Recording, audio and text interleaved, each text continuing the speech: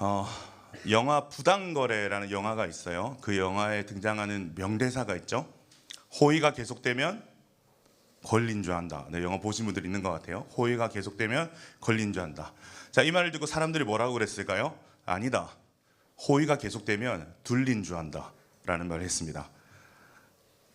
분명히 둘리 안다 그랬는데, 둘리 안다 그랬는데, 그래요.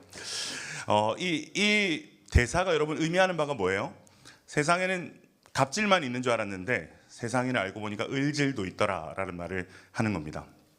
좀 있어 보이는 말로 경로의존성이라는 표현으로도 사용될 수 있습니다. 한번 도움을 받기 시작하니까 스스로 도전하거나 책임지려고 하지 않는 그런 상태가 되는 것, 그래서 누군가가 자신에게 도움을 주는 것을 너무나도 당연하게 여기게 되는 것. 아마 다들 이런 경험이 있을 겁니다.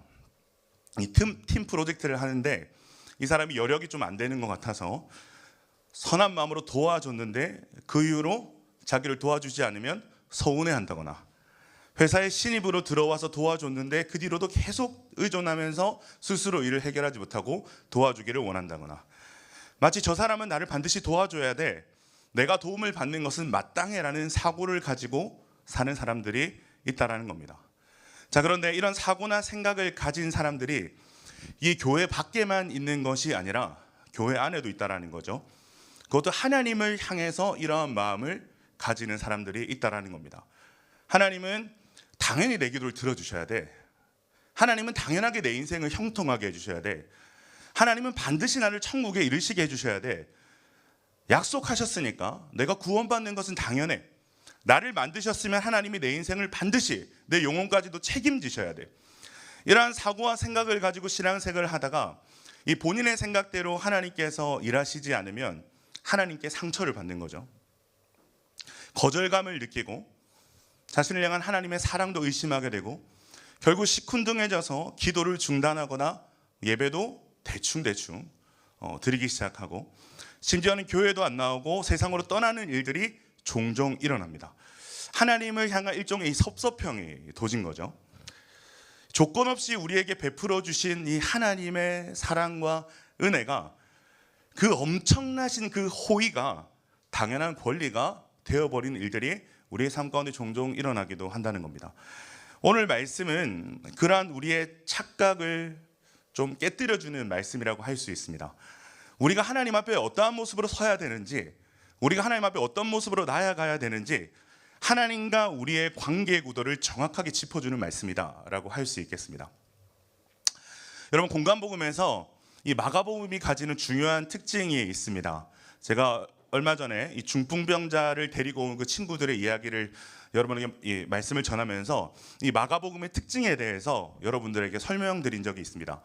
이 다른 복음서들은 이 중풍병자를 예수님께서 치료하시고 이 죄를 사하여 주시는 하나님이시다, 이것에 중점을 두고 있는 반면에 마가는 어디까지 기록하고 어디까지 드러내기를 원한다고 했습니까? 이렇게까지 예수님께 나온 그 사람들의 믿음을 드러내고자 하는 데까지 마가는 나아가고 있다라고 이야기를 했습니다. 그래서 마가복음을 보면 유독히 내 믿음이 너를 구원하였다라는 이런 말들이 많이 나오는 거죠. 자, 그렇기 때문에 오늘 나눌 이야기 또한 예수님이 곧 하나님이시다, 예수님이 메시아시다라는 것을 물론이고, 예수님께 나온 사람의 믿음을, 그 행동을 마가가 우리에게 드러내길 원한다라는 것을 우리는 기억할 수 있어야 됩니다. 왜냐하면 마가가 그 사람의 믿음, 그 사람의 행동을 통해 우리에게 깨닫게 하고 시사하고자 하는 바가 분명하게 있기 때문입니다. 오늘 본문은요, 예수님께서 이 갈릴리 지방을 떠나 두로 지방에 계실 때의 이야기입니다. 두로는 이스라엘 북방의 해변에 위치한 이방 지역입니다. 그래서 무역의 중심지이기도 해서 경제적으로 아주 부유한 도시가 이 두로라는 곳입니다. 하지만 두로는 이 아스타롯이라는 여인을 숭상하던 우상의 도시이기도 합니다. 마가는 왜 예수님이 이 갈릴리를 떠나서 이 지역으로 향하셨는지는 정확하게 말하고 있지는 않지만, 우리가 한번 추정을 해보면 이 헤롯의 관할 구역을 벗어나기 위해서 예수님께서 두로로 가셨다라고 생각해 볼 수도 있고, 아니면 종교 지도자들의 점점 커지는 이 핍박과 적대감에서 물러나기 위해서이다라고 생각할 수도 있을 것 같습니다.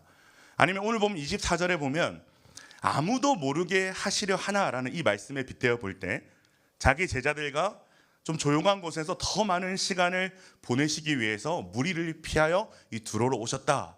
이 정도로 추정해 볼 수 있을 것 같습니다. 자, 어쨌든 분명한 것은 이 두로 지방으로 가셔서 아무도 모르게 이 어떤 한 집에 거하시기를 예수님께서 원하셨다라는 거죠. 우리 24절 말씀 같이 한번 읽어볼까요? 24절입니다. 시작. 예수께서 일어나사 거기를 떠나 두로 지방으로 가서 한 집에 들어가 아무도 모르게 하시려 하나 숨길 수 없더라. 예수님의 계획이 빗나갔습니다. 그죠? 예수님이 병을 고치시는 분이자 귀신을 내쫓았다는 분이라는 소문과 명성이 이미 예수님보다 앞서서 알려졌기 때문에 숨은 채로 그 한 집에 계실 수가 없었던 거죠. 바로 그곳에 오늘 본문의 주인공인 예수님의 소문을 듣고 달려온 한 여인이 있었습니다. 우리 25절 같이 한번 읽어볼까요? 25절입니다. 시작. 이에 더러운 귀신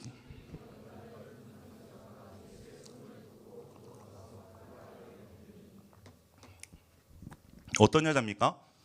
더러운 귀신이 들린 어린 딸을 가진 수로보니게 여자였다라고 소개하고 있습니다. 여러분, 이 당시 유대인들은 하나님께 선택받은 거룩한 백성이라는 자부심이 있었습니다. 이 거룩한 백성은 온전하고 완전하다고 생각했기 때문에 조금이라도 흠이 있고 부족한 점이 있으면 부정하다 여기고 그들을 차별했죠. 자, 바로 그런 사람들이 사람들에 대해서 차별한 어떤 내용들이 크게는 세 가지가 있는데, 바로 이방인과 여자와 귀신 들린 사람. 네, 이 유대인들이 차별한 사람들이 이방인, 여자, 귀신 들린 사람입니다. 이방인은 하나님께 선택받지 못한 부정한 자들이라고 여기고 이들을 가리켜 심지어 개라는 호칭을 썼습니다. 이방인 너희들은 개다. 여성 또한 여자는 수에 이제 포함될 가치조차 없다라고 생각해서 언제나 성인 남성만 계수를 했죠. 그리고 그 중에서 가장 크게 차별한 사람이 바로 귀신 들린 사람입니다. 그들은 이 귀신 들린 사람을 명백히 사탄에게 속한 사람으로 봤습니다. 자, 그런데 이 여인의 어떤 조건을 보세요. 이 여인은 놀랍게도 이 세 가지 모든 조건을 다 갖추고 있습니다. 여성이었고 이방인이었고 그녀에게는 귀신 들린 딸도 있었습니다. 이는 이 여인이 유대인이 보기에는 얼마나 보잘것없고 부정한 사람인지를 보여주고 있는 거죠. 즉 하나님과 연결될라야 연결될 수 없는 자격이 없는 자라는 것을 마가가 지금 이 여인의 소개를 통해서 드러내고 있는 겁니다. 자, 그런데 그녀의 형편이나 삶을 보면 사실 그녀가 이렇게까지 천대받고 보잘것없는 삶을 살 이유는 없습니다. 이 마가의 소개를 보면 그녀는 헬라인이요 수로보니게 족속이라고 소개를 하고 있는데, 먼저 이 헬라인이라는 말은 그 당시 문명의 중심에 되는 헬라말을 쓸 줄 아는 사람이었다라는 것을 의미합니다. 지성인이고 고학력자였다란 말이죠. 그리고 그녀를 수로보니게 사람이라고 소개하고 있는데, 이 수로보니게는 수리아 지방 중에서 지중해 연안 쪽에 있는 페니키아를 가리킵니다. 이것은 두로와 시돈 같은 도시가 있고 좋은 항구가 있어서 통상과 무역이 성행한 곳입니다. 그렇기 때문에 마가가 이 여인을 소개하면서 수로보니게 족속이라고 한 것에는 이유가 있는 거예요. 그녀는 고학력자일 뿐만이 아니라 재정적으로도 아주 부유한 사람이거나 출신일 것이다 라는 것을 말하고 싶은 겁니다. 이것은 오늘 보면 30절을 보면 자신의 딸이 침상에 누웠다라는 것에서 얻을 수 있는 정보입니다. 침상은 침대를 말하는데 신약 성경에는 잘 등장하지 않는 단어입니다. 왜냐하면 침대는 그 당시 서민들에게 보편화되지 않는 아주 고급 가구였기 때문이죠. 즉 이 여인은 유대인이라는 것 외에 유대인이 아니라는 것 외에 상당히 상류층에 속한 여인이었다는 것을 지금 추측할 수 있는 정보들이 나와 있는 거죠. 자, 그런데 마가가 이 여인을 소개할 때 가장 먼저 소개한 표현이 뭐예요? 지성인이다, 부자다라는 겁니까? 출신이 좋다라는 겁니까? 아니죠. 25절에 보면 더러운 귀신에 들린 어린 딸을 둔 한 여자라고 마가가 소개하고 있습니다. 하나님께 나아올 자격이 깨어진 자, 완전히 박탈된 자, 유대인의 인식으로는 사탄에 속한 어떤 여인의 어머니라는 거죠. 그 어린 여자아이의 어머니라는 거죠. 또한 그녀의 출신이나 지식이나 돈으로 수없이 딸을 고쳐보려고 애를 써 보았다라는 것을 짐작할 수 있는 정보를 주고 있는 겁니다. 자, 그런데 결론이 어떻게 난 거죠? 딸아이를 고칠 수 있었습니까? 없었습니까? 고칠 수 없었다. 그 어떤 것으로도 그 귀신 들린 딸아이를 고칠 수가 없다는 거죠. 그래서 그 여인에게 있어서 이 일은 자신의 존재에 가장 취약한 아킬레스건, 아픔, 그림자였다라는 건데, 바로 이것을 가지고 예수님께 그 여인이 나아왔다라는 말을 마가가 지금 하고 싶은 겁니다. 자, 그 여인에게 어떠한 소식이 들린 겁니까? 귀신을 쫓아내며 각종 병을 고친다는 예수라는 분이 자기 동네 근처로 오셨다는 소식이 들린 거죠. 그래서 그녀는 가만히 있을 수가 없었던 겁니다. 그래서 모든 부끄러움, 유대인들에게 당할 모든 수치를 무릅쓰고 예수님의 발 앞에 납작히 엎드려 있는 모습을 우리가 오늘 본문을 통해 살펴볼 수 있는 거죠. 자, 이 본문에 대해서 동일한 이 사건을 기록하고 있는 마태복음은 이렇게 기록하고 있습니다. 15장 21절에서 23절인데요. 마태복음 15장 21절에 23절인데요. 제가 읽어드리겠습니다. 예수께서 거기서 나가사 두로와 시돈 지방으로 들어가시니 가나안 여자 하나가 그 지경에서 나와서 소리질러 이르되 주 다윗의 자손이여 나를 불쌍히 여기소서 내 딸이 흉악하게 귀신 들렸나이다 하되 예수는 한 말씀도 대답하지 아니하시니 제자들이 와서 청하여 말하되 그 여자가 우리 뒤에서 소리를 지르오니 그를 보내소서. 모든 사람들이 모여있는 그곳에서 예수님께 다가가서 그녀가 막 소리를 지르고 있는 거예요. 주 다윗의 자손이여 나를 불쌍히 여기소서 내 딸이 흉악하게 귀신 들렸나이다. 자, 그런데 뭐라고 기록되어 있어요? 예수님께서 어떻게 했다고 기록되어 있어요? 한 말씀도 대답하지 않으셨대요. 예수님이 이 불쌍한 여인을 모른 채 하십니다. 자, 그런데 이 여인이 포기를 합니까 안 합니까? 안 하는 거예요. 얼마나 소리를 고래고래 지으면서 간청을 하는지 마태복음 15장 23절에 보면 제자들이 예수님께 와서 이렇게 청합니다. 그 여자가 우리 뒤에서 소리를 지르오니 그를 보내소서. 여러분, 제자들이 예수님께까지 나와서 부탁을 했다라는 건 최후의 수단을 사용하고 있는 겁니다. 이미 자기들이 제지할 만큼 제지도 해보고 회유도 해보고 호통도 쳐본 겁니다. 그런데 이 여인을 도무지 막을 수가 없는 거예요. 여인이 물러설 생각을 안 하는 거죠. 그래서 하다 도무지 안 돼서 예수님께 나와서 청하고 있다라는 겁니다. 예수님, 저 미친 여자 좀 제발 가라고 이야기 좀 해주십시오. 저 여자 때문에 미치겠습니다. 지금 이 여인의 모습이 어떤 거예요? 체면이고 자존심이고 없는 거예요. 거의 미친 사람처럼 예수님께 간청하고 있는 모습을 마태와 마가복음에서 기록을 하고 있다는 거죠. 결국 예수님은 그녀를 향해서 시선을 돌립니다. 자, 예수님이 그녀를 향해서 시선을 돌렸어요. 포기하지 않는 그녀를 향해서 시선을 돌렸습니다. 자, 여러분, 여기서 무엇을 우리가 상상할 수 있습니까? 이제 게임 끝났다, 해피엔딩, 뭐 이런 상상을 할 수 있잖아요. 사랑이 충만하시고 약하고 낮은 자들의 친구가 되시고 전능하신 예수님이 드디어 그녀를 돌아보신 거예요. 그녀에게 예수님의 시선이 향하는 거죠.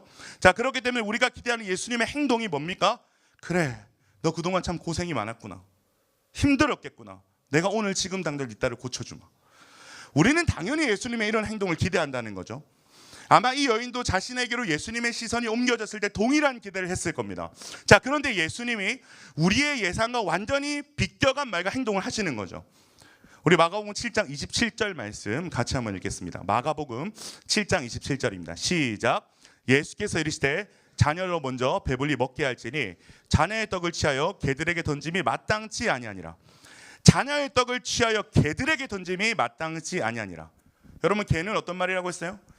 유대인들이 이방인들을 멸시하고 비하하는 말입니다. 차별적인 발언입니다. 아니, 어떻게 대체 예수님이 이런 말을 하실 수가 있는 겁니까? 라는 생각이 저절로 들 수밖에 없는 구절인 거죠. 더군다나 예수님이 아니고서는 더 이상 소망이 없어서 자존심이고 체면이고 다 내려놓고 예수님의 발 앞에 거의 미친 사람처럼 엎드려서 빌고 있는 여인에게 예수님이 하신다는 말씀이 이토록 비정한 거예요. 도무지 이해가 안 가는, 우리가 알던 예수님과는 전혀 매치가 안 되는 모습을 보여주고 계신 거죠. 여러분, 어떻습니까? 여러분, 예수님의 한번 삶을 기억해 봅시다. 예수님이야말로 차별과 배제와 멸시를 온몸으로 경험하셨던 분 아닙니까? 그런 예수님이 지금 이런 행동을 하고 있는 거죠. 여러분, 그렇기 때문에 우리는 이러한 예수님의 이상한 행동에 대해서 더 집중해서 주목해 봐야 됩니다. 왜 이런 행동을 하실까에 대해서 그냥 넘어가서는 안 되고 우리가 계속해서 이 말씀에 집중해 봐야 되는 거죠. 여러분, 한번 생각을 해봅시다. 만약에 예수님의 목적이 이 여인의 딸을 고쳐주는 것까지가 예수님의 목적이었다면 예수님께서 이 여인을 향해서 이렇게까지 하실 필요가 있었을까요? 없었을까요? 그렇게 하실 이유가 없습니다. 지금 예수님께서 두로에 오신 목적 자체가 뭐였어요? 조용히, 아무도 모르는 그 한 집에서 머물길 원하셔서 넘어오신 것이기 때문에 조용히 이 딸을 고쳐주시는 것이 목적이었다면 그냥 한 말씀만 하시면 되는 거예요. 네 딸에게서 귀신이 나갔다. 자, 그런데 예수님께서 이 일을 조용히 그리고 일반적으로 대하고 있지 않다는 거죠. 이상하리만큼 평소와 다른 말과 행보를 보이시는 거죠. 자, 그렇다면 왜 대체 예수님은 이렇게나 무례해 보이고 비정한 행동을 이 불쌍한 여인을 향해서 하시는 것일까? 이것은 마가가 오늘 본문을 시작으로 8장 10절까지 예수님께서 유대 땅을 떠나 이 이방 지역에서 행하신 세 가지 사역을 보면 알 수가 있습니다. 자, 예수님이 행하신 세 가지 사역이 뭘까요? 첫 번째로 이 여인의 어린 딸을 고쳐주시는 것. 두 번째로 기머거리와 벙어리 된 자를 치유해 주시는 것. 세 번째로 떡 7개와 물고기 2마리로 4,000명을 먹이신 사건입니다. 이것이 예수님께서 오늘 이 본문의 사건을 시작으로 이방 지역에서 행하셨던 사건입니다. 이 일들이 어떤 일들입니까? 예루살렘, 유대에서 하신 일들, 이 갈릴리에서 하신 일들이 이방 땅에서 일어나고 있는 겁니다. 여러분, 이것은 보통 사건이 아니에요. 유대인에게만 약속되고 주어질 것이라고 간주되었던 메시아의 구원 사역이 지금 버림받은 자들, 개라고 여겨지는 자들이 살고 있는 이방 땅에서도 그 구원의 일들이 열려지고 있다는 것을 보여주고 있는 사건이기 때문입니다. 그 첫 포문을 여는 사건이 어떤 사건이라고요? 오늘 우리가 나눌 이 수로보니게 여인의 사건이라는 거예요. 여러분, 이 사건이 기록된 이 본문의 위치도 기가 막힙니다. 오늘 본문의 바로 앞단락 이 15장 전반부를 보면 예수님의 유대인 장로들의 정결 규례가 사람을 구원에 이르게 할 수 없음을 지적하고 계시거든요. 그리고 나서 바로 이 유대인들이 전통을 따라 부정하게 여기던 이방 여인의 딸을 치유해 주시는 거죠. 유대인들이 선민 우월주의에 빠져서 이방인들을 하나님의 저주받은 백성으로 그들의 말로 개처럼 간주를 했지만, 이제 하나님의 구원 역사는 뭐라는 거예요? 마음으로는 하나님을 떠나 있으면서 나는 선택받은 민족이라는 우월주의와 전통과 규례만 지키면 의롭다고 생각하시는 유대인들과 이 종교자들이 아니라 믿음과 간절함으로 하나님께 나오는 자들에게 주어지고 있다는 것을 선언하는 첫 사건이 되는 것입니다. 그렇기 때문에 이 사건은 구속사적으로 너무너무 중요한 사건이 되는 거죠. 그렇기 때문에 예수님의 목적은요, 단순히 이 여인의 딸에게서 귀신이 나가게 하는 것에만 있지 않는 거예요. 이제 이 여인을 통해서 어떤 일이 일어나시길 기대하는 겁니까? 이 두로 땅에, 이 베니게 지역에 세워나가실 하나님의 나라에 예수님의 목적이 있는 거죠. 거기까지 예수님께서 보고 계시기 때문에 예수님께서 이런 이상한 행동을 하시고 있다는 것을 우리는 알 수 있어야 됩니다. 지금 이 여인은 유대인의 기준으로서는 절대로 구원에 이룰 수 없는, 하나님의 백성이 될 수 없는 모든 조건을 다 갖춘 자입니다. 여인이고요, 저주받은 이방 족속인 두로에 살고 있는 이방인이고요, 거기다가 딸까지 귀신에 들렸습니다. 유대인의 기준으로 봐서는 완전히 그냥 하나님 버리신 자예요. 저주하셨다라고 생각할 수밖에 없는 모든 자격을 다 갖췄어요. 그렇기 때문에 이 여인이 예수님을 영접하고 그리스도인으로 하나님 나라를 세워가는 일들이 여러분 쉬울까요, 어려울까요? 쉽지 않은 거죠. 어려운 거죠. 이 여인이 하나님 나라를 세워가면서 앞으로 엄청난 수치를 당할 거고 수많은 한계에 봉착할 거고 감당해야 되는 일들이 너무너무 많은 거예요. 그것을 예수님께서 아셨기 때문에 미리 그것들을 지금 끄집어내 주시고 계신다라는 거죠.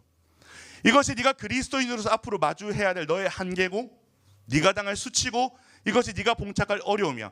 이것을 먼저 직면하라고 예수님께서 꺼내놓고 계신 거죠. 이것이 예수님의 그 모진 거절, 개라는 이 비정한 말을 던지시는 예수님의 의도라는 것을 우리는 기억할 수 있어야 됩니다. 자, 이제 이 여인에게 다시 포커스를 맞춰봅시다. 여러분, 만약에 이 여인이 예수님의 거절과 이 개라는 모진 말 앞에 화를 내거나 물러섰다면 여러분 어떻게 됐을까요? 아마도 그 부자 청년의 이야기처럼 예수님을 떠나버린 씁쓸한 이야기로 마무리가 되었겠죠. 근데 예수님이 아신 거예요. 뭘 아셨을까요? 이 여인은 자신의 자격 없음과 한계와 깨어짐을 직면하고도 결코 예수님 앞에서 물러서지 않을 것을 예수님이 아신 거죠. 중심을 보시는 예수님께서 아신 거죠. 자, 우리 28절 말씀 같이 한번 읽어볼까요? 28절입니다. 시작. 여자가 대답하여 이르되 주여 올소이다마는 상아의 개들도 아이들이 먹던 부스러기를 먹나이다. 여인이 뭐라고 대답합니까? 주여 올소이다. 올소이다 말이 뭐예요? 저는 개입니다란 말입니다. 저는 개가 맞습니다. 너무나도 충격적이게도 지금 이 여인은 자신의 한계, 자격 없음을 예수님의 비정한 그 말 앞에 받아들이고 있습니다. 자, 그러면서 이 여인이 하는 말이 뭐예요? 그러나 상 아래에 있는 개들도 아이들이 먹던 부스러기를 먹습니다. 여러분 이 말을 의역하면 이렇게 됩니다. 네, 저는 개가 맞습니다. 그러나 당신은 당신의 자녀가 될 자격이 없는 이런 개 같은 존재에게도 찾아오사 은혜를 베푸시는 분 아닙니까? 나 같은 존재도 돌봐주시고 사랑해 주시는 분 아닙니까? 엄청난 믿음의 고백인 거죠. 또한 너무나도 정확한 자기 실존의 고백인 겁니다. 여러분, 예수님은 의인을 위해 오셨습니까? 죄인을 위해 오셨습니까? 죄인을 위해 오셨어요. 그렇기 때문에 이 여인의 고백은 나는 죄인이고 나는 예수가 절절히 필요한 자입니다라는 고백인 거죠. 자, 예수님께서 뭐라고 말씀하실까요? 29절입니다. 같이 한번 읽어봅시다. 시작. 예수께서 이르시되 이 말을 하였으니 돌아가라. 귀신이 내 딸에게서 나갔느니라 하시매. 여기서 이 말을 하였으니라는 부분을 헬라어 원문 그대로 직역하면 이렇습니다. 이 말들 때문에, 이 말들 때문에. 이것을 마가복음 전체의 문맥, 믿음의 사람들을 소개하고자 하는 마가의 의도에서 보면 너의 믿음의 고백 때문에라는 말이 되는 거죠. 사랑하는 여러분, 예수님께서 이 여인의 믿음을 이미 보신 거예요. 그렇기 때문에 이렇게 모진말을 던지신 거죠. 이를 통해 드러내고자 하시는 구원의 비밀을 말씀하시는 거죠. 무엇보다 누구에게? 유대인들에게, 엄청난 착각 속에 빠져있는 유대인들에게 이 말씀을 예수님께서 너무너무 하고 싶은 거예요. 선민이라는 우월의식에 빠져있는 너희들, 하나님의 약속이 너희만을 향한다고 생각하는 너희들, 율법과 전통과 외식에 빠져있는 너희들에게 구원이 임하는 게 아니라 너희들이 개 취급하는 이 이방 여인일지라도, 너희가 저주받은 자라고 생각하는 귀신 들린 딸이 있는 여인이라고 할지라도 믿음을 가지고 내게 나올 때, 은혜를 구하며 내게 나올 때 구원의 은혜가 임한다는 것을 보여주시고자 하시는 거예요. 우리 30절 말씀 같이 한번 읽어볼까요? 30절입니다. 시작. 여자가 집에 돌아가 본즉 아이가 침상에 누웠고 귀신이 나갔더라. 여러분, 예수님의 축기 사역은 단순히 귀신을 쫓아내는 어떤 테마 사역이 아니에요. 예수님의 축기 사역이 의미하는 바는 하나님의 나라가 이 땅에 도래했음을 보여주는 아주 중요한 사건입니다. 즉 이제 이 여인과 이 여인의 딸은 더 이상 사탄의 통치 아래 있지 않고 하나님의 통치 안으로 들어온 하나님의 백성이요 자녀라는 선언이 이 귀신이 떠나가는 사건을 통해서 임하게 된 겁니다. 흠 많고 자격 없는 완전히 깨어지고 박살난 이 여인의 삶에 하나님의 은혜가 부어지고 있는 거죠. 그 은혜가 깨어지고 부서진 이 여인의 삶을 이어붙이고 온전하게 회복하고 하나님의 자녀가 되게 한 이야기를 우리는 지금 보고 있는 것입니다. 여러분, 물론 하나님의 사랑과 은혜는 어떠한 조건이나 자격에 의해서 부어지는 것은 아니에요. 이 여인이 이렇게 고백했기 때문에 구원이 주어졌다라고 우리가 말할 수는 없어요. 그러나 분명한 사실이 뭐냐면 이 여인이 예수님의 소식을 들었을 때 이미 성령께서 이 여인의 마음 가운데 믿음을 주셨다라는 거예요. 믿음이 주어진 자가 지금 어떻게 주님 앞에서 고백하는지, 어떻게 예수께로 나아오고 있는지를 보라는 말씀이 오늘 말씀인 거죠. 더 나아가서 유대 종교 지도자들과 이 여인을 대조시킴으로써 분명히 드러내고자 하는 하나님의 의도가 있는 거예요. 그 메시지가 뭡니까? 당신은 이 여인처럼 구원의 은혜가 절절히 필요한 자인가? 당신은 정말 예수가 필요한 자인가? 당신은 정말 예수가 아니면 안 되는 자인가? 사랑하는 여러분, 우리가 신앙생활을 하다 보면 하나님께서 내게 베풀어 주신 은혜가 당연하게 느껴지는 순간들이 반드시 찾아옵니다. 하나님은 당연히 내 기도를 들어주셔야 된다. 하나님은 반드시 내 인생을 형통하게 해주셔야 된다. 하나님은 반드시 나를 천국에 이루게 해주셔야 된다. 약속하셨으니까 구원받는 건 당연하다. 나를 만드셔서 내 인생 전반을 다 책임지셔야 된다. 이런 생각을 하고 살았던 사람들이 누구라는 거예요? 수로보니게 여인의 이야기에 바로 직전에 등장하는 바리새인과 서기관들이라는 거예요. 선민 우월주의에 빠져서 마음으로는 하나님을 떠나 있는데 전통과 규례와 형식에는 열심인 사람들, 이들은 자신들이 하나님의 선민이라는 것이 너무 당연하게 여겨지는 거죠. 자신들이 그럴 만한 자격이 있다라고 생각하는 거죠. 하나님이 나에게 반드시 그렇게 하셔야 된다라고 생각을 하는 거죠. 지금 마가가 무슨 얘기하는 거예요? 그 생각이 완전히 잘못됐다는 겁니다. 우리에게 성령께서 주신 온전한 믿음이 있다면 우리는 하나님에 대해서도 우리 자신에 대해서도 결코 그렇게 얘기할 수 없다는 겁니다. 여러분 어떻게 생각하세요? 하나님이 여러분에게 당연히 그렇게 하셔야 됩니까? 하나님이 여러분에게 즉각 응답하셔야 되고, 여러분이 어떠한 모습이든 언제나 여러분들을 사랑하셔야 되고 은혜를 주셔야만 되고, 어떠한 여러분의 문제든 해결해 주셔야만 되고, 하나님에게 이런 의무가 있습니까? 여러분, 이러한 사고와 생각을 가지고 신앙생활을 하다가 본인의 생각대로 하나님 일하지 않으면 하나님께 상처받고 거절감을 느끼고 하나님의 사랑을 의심하는 거예요. 시큰둥해져서 기도를 중단하거나 예배도 대충 드리고 중심이 완전 다른 곳에 서 있는 거죠. 당연히 주셔야 되는 것들인데 하나님 나에게 어떻게 이럴 수 있을까라는 생각이 꽉 잡혀 있는 것, 이것은 바른 믿음이 아니라는 것입니다. 특별히 교회와 모든 어떤 교회 모임들과 활동과 기도의 자리, 섬김과 봉사의 자리에 있을 때 우리는 더 이런 섭섭함에 사로잡힐 수 있습니다. 하나님, 내가 하나님께 어떻게 했는데, 얼마나 헌신적이고 열심히 했는데 그 열심의 대가로, 그 행위의 대가로 하나님이 나에게 당연히 보상을 주셔야 되는 거 아닙니까? 열심히는 하는데요, 은혜를 모른다는 거예요. 여러분, 은혜는 자격 있다라고 생각하는 자에게 결코 주어질 수 없거든요. 보상의 차원에서 주어질 수 없는 것이 은혜거든요. 내가 하나님 앞에 받을 자격이 0.0001이라도 있다라고 생각한다면 여러분, 미안하지만 그건 은혜가 아닌 거예요. 은혜는 자격 없음을 아는 자들에게 주어지는 거예요.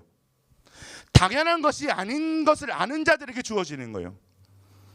여러분, 만약에 여러분들이 절박한 문제로 예수님께 나와왔는데 예수님께서 이 여인에게 하신 것처럼 들은 척도 안 하시고 너희는 나에게 그 무엇도 받을 수 없는 개 같은 존재다 라고 말씀하실 때 여러분 어떨 것 같습니까? 기분이 어떨 것 같아요? 엄청난 거절감과 상처를 받지 않겠어요? 어떻게 나에게 저런 말씀을 하실 수 있지? 라는 생각에 사로잡히지 않겠어요? 자, 그런데 여러분 가만히 한번 생각해 보자 이겁니다. 하나님의 은혜가 필요한 자가 누굽니까? 지금 예수가 아니면 안 되는 자가 누군 거예요? 예수님 앞에 나오고 예수님 앞에 엎드린 우리인 거예요. 거절을 당하더라도 예수님과 연결돼야만 사는 사람들이 여러분, 저와 여러분들인 거예요. 예수님의 도움이 없으면, 구원이 없으면, 은혜가 없으면 소망 없는 존재가 우리라고요. 여러분, 우리가 이런 스탠스, 하나님과 우리와의 입장이 객관화, 그 믿음과 확신이 없으면 그릇된 우월주의, 보상심리, 알량한 자존심의 턱을 넘지 못하고 계속해서 주님 앞에서 물러서게 되는 것입니다. 여러분, 이 여인이 뭐라고 대답합니까? 그렇습니다, 주님. 예수님의 말씀이 옳습니다.